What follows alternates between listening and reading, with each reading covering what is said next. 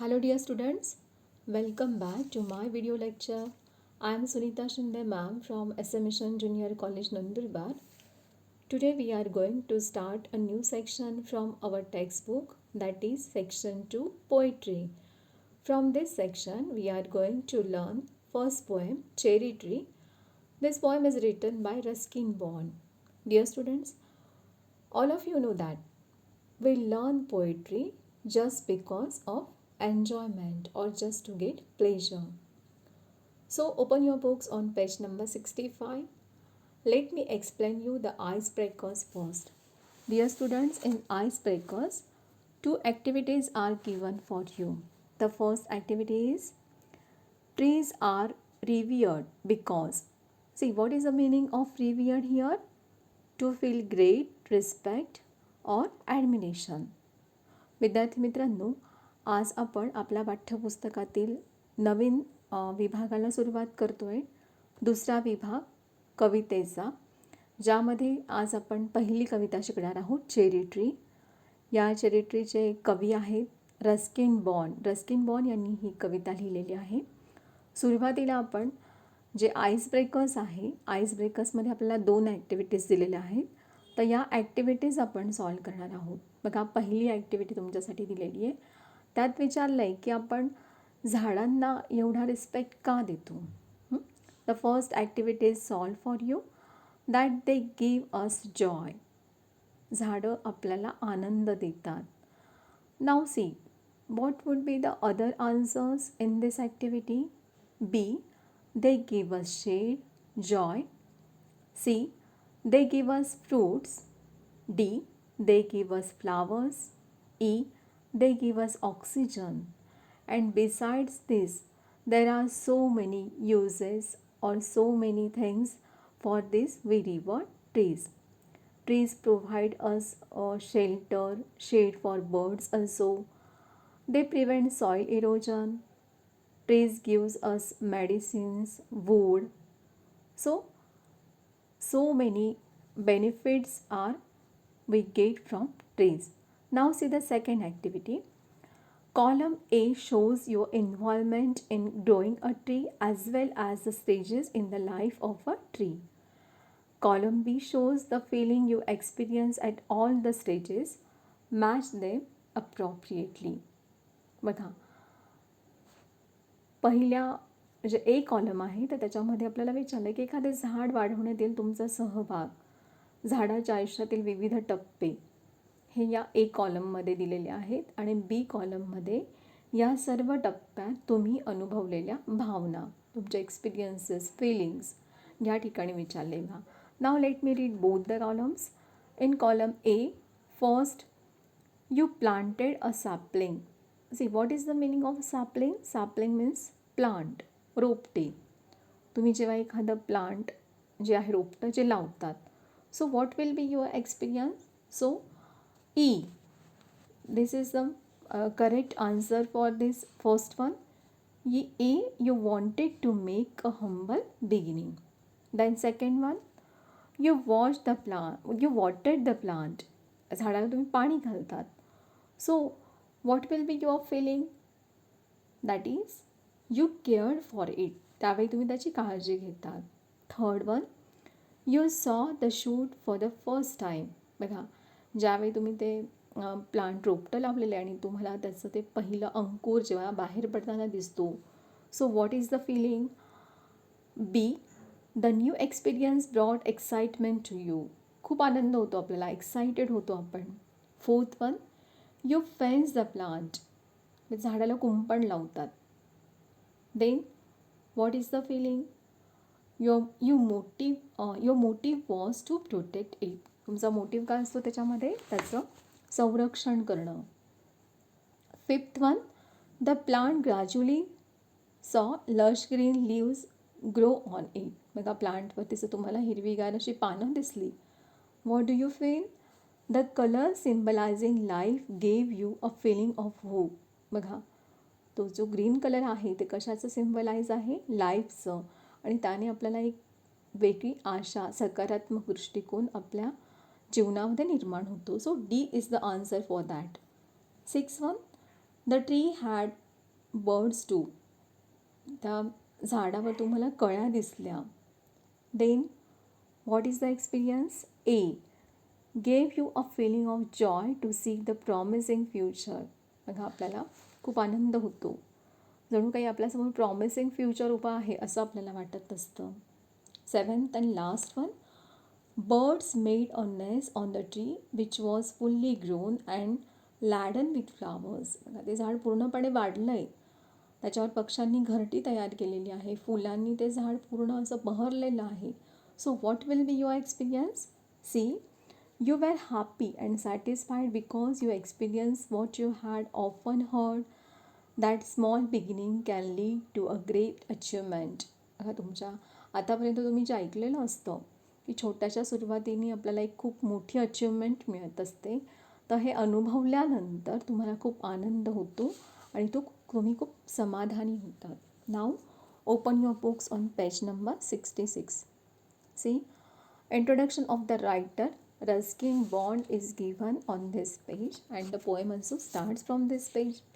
So Ruskin Bond, he is born in Kausoli, Himachal Pradesh in 1934. Ruskin Bond has written hundreds of short stories, essays, novellas and more than 30 books for children. He is widely loved writer of poems and stories. Ruskin Bond यांचा जन्म झाला आहे 1934ला हिमाचल प्रदेशातील कसौली या गावी. त्यांनी बघा आतापर्यंत शॉर्ट स्टोरीज लिहिलेल्या आहेत, एसेस लिहिलेल्या आहेत, लहान मुलांसाठी पुस्तकं लिहिलेली आहेत आणि त्यांच्या पोएम्स आणि स्टोरीज या अतिशय फेमस आहेत. The poem cherry tree is about the poets ecstasy over a tree which he had planted which टूक 8 years टू ग्रो. बघा ही जी पोएम आहे चेरी ट्री, तर यामध्ये कवीने आपला अत्युच्च आनंद जो आहे तो या ठिकाणी शेअर केलेला आहे. कवीने 8 वर्षापूर्वी एक झाड लावलेलं असतं आणि ते मोठं होतं. His experience is wonder at the way of nature and how the cherry tree blossoms are fragile and quick to fall. The tree gives him immense joy as he can see the stars and the blue sky through dapple green trees. बघा कवीला ते झाड मोठं झालेलं पाहून खूप आनंद होतो आणि ते झाड जेव्हा बहरतं त्यावेळी कवी त्या झाडाच्या पलीकडून आकाशातले जे निळं आकाश आणि त्यातले तारे बघू शकतो, त्यावेळी त्याला खूप आनंद होतो. The poem is a struggle against adverse condition.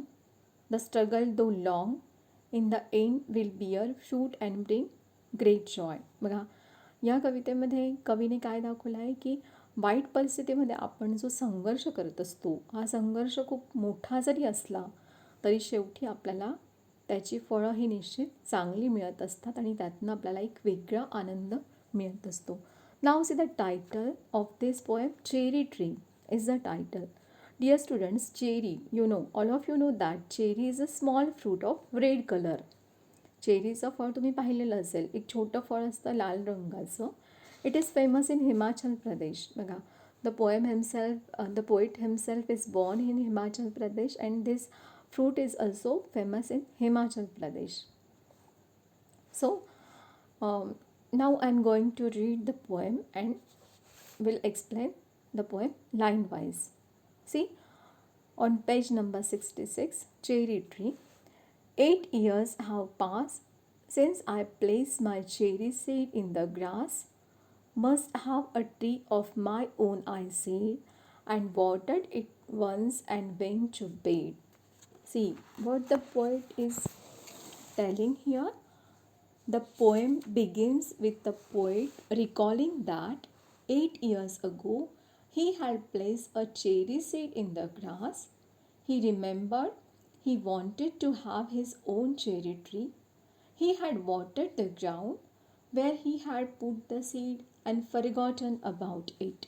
बघा कवितेची सुरुवात होते ही कशाने होते, तर 8 वर्षापूर्वी कवीने एक चेरीचे बी गवतात पेरले होते आणि त्या आठवणीने बघा स्वतःचं एक चेरी झाड असावं असं कवीला वाटते आणि ते बी पेरल्यानंतर तो मातीला एकदा पाणी घालतो आणि त्याबद्दल पूर्णपणे विसरून जातो. नाव C The next lines, and forgot, but cherries have a way of growing, though no one's caring very much or knowing. And suddenly, that summer near the end of May, I found a tree had come to stay. See, the poet has used the word here tree. Tree means what here? Sapling, plant, ropte. The cherry tree, in spite of his carelessness, had survived.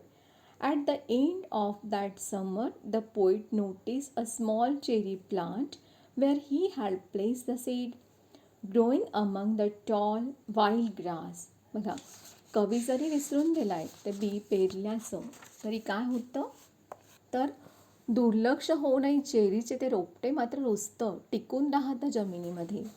उन्हाळ्याच्या अखेरीला ते बी पेरलेल्या जागी उंच रानटी गवतामध्ये एक युवलेसं चेरीचं रोपटं उगवलेलं कवीला दिसतं.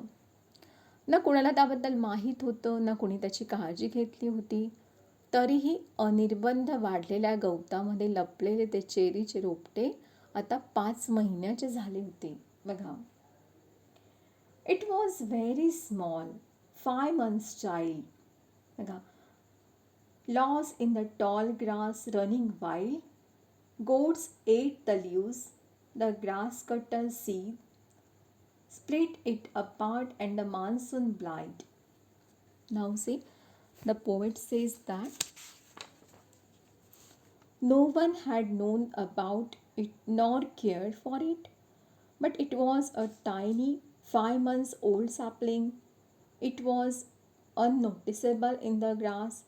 Goats grazing there ate its leaves and a grass cutter hacked it with a sharp cutting blade. In the monsoon a disease withered the little cherry sapling. बघा, कवी काय म्हणतोय या ठिकाणी की कुणालाही त्या चेरीच्या बीबद्दल माहीत नव्हतं, त्या रोपट्याबद्दल माहीत नव्हतं, कोणी त्याची काळजी घेतली नाही. तरीही बघा, तिथे भरपूर गवत वाढलेलं आहे आणि त्या गवतामध्ये ते चेरीचं रोपटं लपलेलं आहे. आता ते किती मोठं झालं होतं? 5 महिन्यांचं झालं होतं. शेळ्यांनी त्याची पानं खाल्ली होती. गवत कापायला आलेल्या त्या माणसाने कोयत्याने रोपट्यावर वार केले होते आणि पावसाळ्यात कीड लागून चेरीचे ते बारीक खोड वाळूनही गेले होते. बघा, कोणी त्याची दखल घेतली नाही, कोणी त्याची काळजी घेतली नाही. बघा, आता 5 months चाइल्ड, कवी या ठिकाणी हा शब्द चाइल्ड हा शब्द कोणाबद्दल वापरतोय? अबाउट दॅट सॅपलिंग, त्या रोपट्याबद्दल, त्या चेरीच्या रोपट्याबद्दल.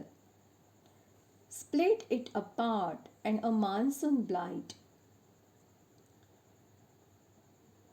Shriveled the slender stem even so. Next spring I watched tree new shoots grow. The young tree struggle upward thrust, it arms in a fresh fierce lust. Dear students, let me explain you the hard words first. See, the word seed is given here. Seed, what is the meaning of seed? A tool with a long curved blade at the right angle to a long handle used to cut long grass or grain, त्याला मराठीमध्ये पण विळा किंवा कोयता म्हणतो. Then blight, what is the meaning of blight? Causing damage, नुकसान पोचवणं. Shrivelled, shrivelled means what? Dried, कोरडं झालेलं. Then thrust, thrust means what? Push with force, जोराने ढकलणं. Fierce, fierce, what is the meaning of the word fierce here? Aggressive.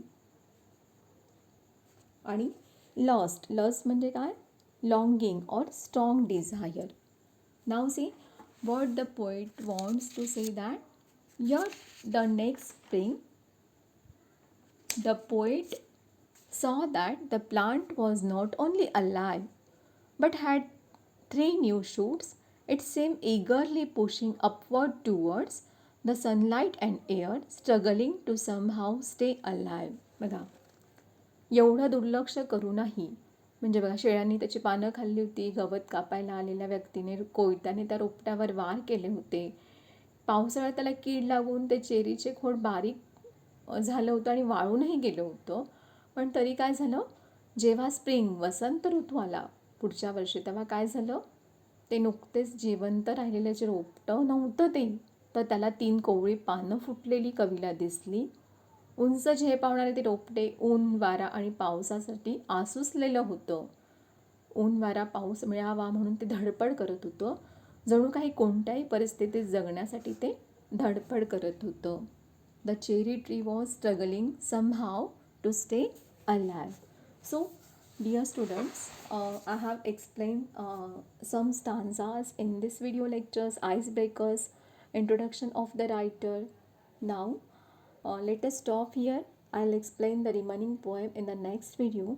So stay home, stay safe. Have a nice time.